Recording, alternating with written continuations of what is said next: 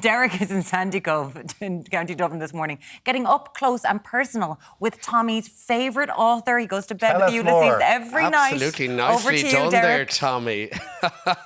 Good morning, guys. Welcome back down here to Sandycove in South County Dublin. We're absolutely steeped in Irish literature history here this morning in the museum. Deirdre Black joins us now. Deirdre, before we get into all the literature, tell us about the Martello Tower itself. Hi Derek, you're very welcome.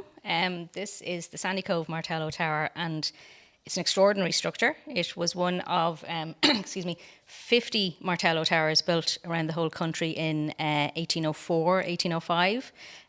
The walls are 8 foot thick. Yeah, I was noticing them there on the way in. They are very, very thick. Yeah.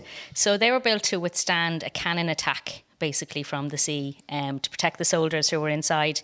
At the time, there was a fear that Napoleon was going to invade Ireland. So there was a cannon on top, there was cannons on the battery out to the front.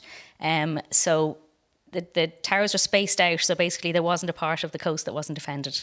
Now, Joyce actually stayed here for a time, didn't he? He did. He stayed for 6 days here in 1904, and the stay inspired the first chapter. Absolutely. So the opening scenes from the book are actually set here. That's right. 3 guys wake up after night. They have a fry, and one of them goes for a sea swim.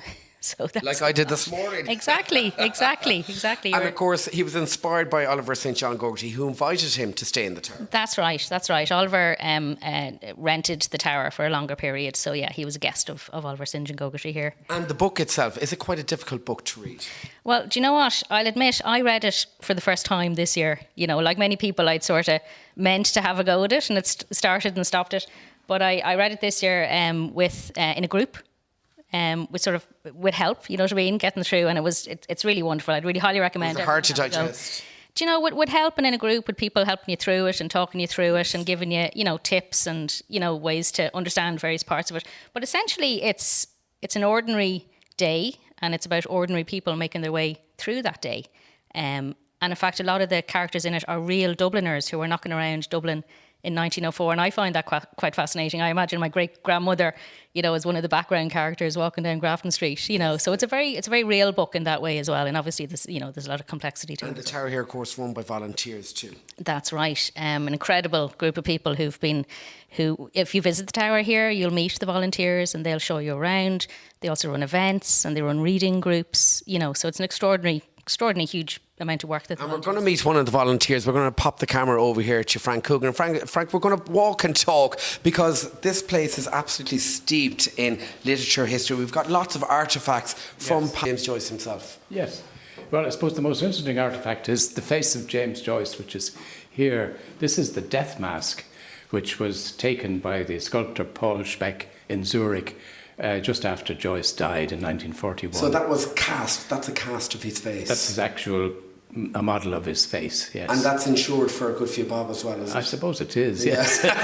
And over here in the other glass case then, yes, we have a number of interesting items here. There's his guitar. He was a fine singer and musician, and he played the guitar and the piano.